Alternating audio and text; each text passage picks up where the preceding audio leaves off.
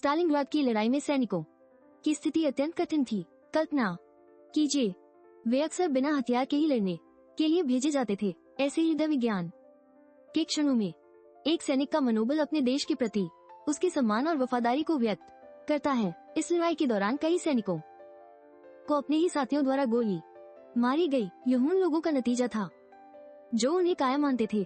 यह स्थिति युद्ध के मनोवैज्ञानिक प्रभावों को दर्शाती है, जहां भय और संदेह ने एक नकारात्मक माहौल पैदा किया। एक ऐसे समय में वसीली ने अपनी बुद्धिमत्ता का उपयोग करते हुए दुश्मनों को एक एक करके खत्म किया। उसकी सटीकता और दक्षता ने न केवल उसकी खुद की जान बचाई बल्कि उसके साथियों को भी प्रेरित किया। डेनिलोव ने नायक बनाने का एक अनूठा विचार प्रस्तुत किया, जिसने लोगों में मातृभूमि की रक्षा करने की प्रेरणा जगाई। यह नीति सैनिकों के मनोबल को सुधारने में एक महत्वपूर्ण भूमिका निभाने लगी। वासिली जायतसेव को राष्ट्रीय नायक के रूप में पहचाना गया। उसकी वीरता ने उसे रूसी सेना का प्रतीक बना दिया और अन्य सैनिकों को भी लड़ाई में आगे बढ़ने की प्रेरणा दी।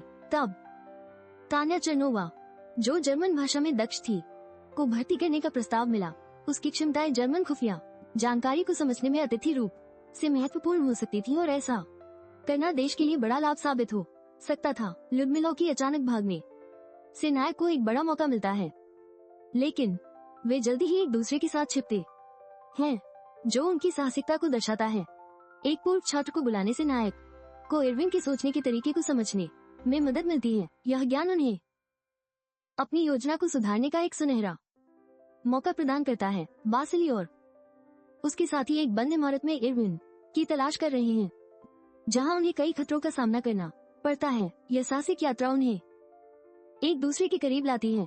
वासिली तान्या को उसके परिवार के प्रति उसकी भावना को समझते हुए मदद करता है। वो उसे एक राइफल देता है ताकि वो भी इस लड़ाई में शामिल हो सके और अपने कौशल का प्रदर्शन कर सके। जब इरविन और वासिली एक दूसरे को आश्चर्यचकित करने की कोशिश करते हैं, तो इरविन एक कुशल शॉट के द्वारा वासिली को नुकसान पहुंचाता है। यह एक अंतिम लेकिन घातक मुठभेड़ का संकेत देता है। तान्या इरविन को अंधा करने के लिए एक कांच के टुकड़े का उपयोग करती है, जिससे वासिली को अपने राइफल को पुनः प्राप्त करने का सुनहरा मौका मिलता है। यह संघर्ष का एक नया मोड़ लाता है। इरविन को वासिली की मृत्यु की खबर मिलती है, लेकिन वो इसे स्वीकार नहीं करता और उसकी खोज जारी रखता है। यह उसकी निष्ठा और अपने साथी की यादों के प्रति उसकी वफादारी को दर्शाता है। दाना वासिली की मृत्यु की घोषणा करने की तैयारी करता है, लेकिन अचानक वासिली लौट आता है।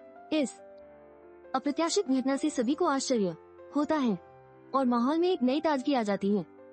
वासिली और तान्या का मिलन दाना लव में ईर्ष्या पैदा करता है। यह उसके व्यवहार में बदलाव लाता है, जिससे उनकी रिश्तों में तनाव स्पष्ट होता है। फिलिपोव अपनी पत्नी को सुरक्षित छोड़ने की कोशिश कर रहा है, लेकिन अचानक उसे साशा की मौत का सामना करना पड़ता है। यह उसके लिए एक जटिल भावनात्मक स्थिति बनाता है। दाना लव ने साशा की मौत के बाद अपने बलिदान का फैसला किया ताकि वो अपने साथी के लिए एक अवसर बना सके। यह उसके चरित्र की गहराई को दर्शाता है और हर सैनिक की भक्ति को उजागर करता है। इस युद्ध में एकता और सहयोग की कमी के कारण एक अनुभवी मेजर हार जाता है। यह दर्शाता है कि अकेले काम करने से नुकसान हो सकता है और सहयोग के महत्व को हम कभी नहीं भूल सकते।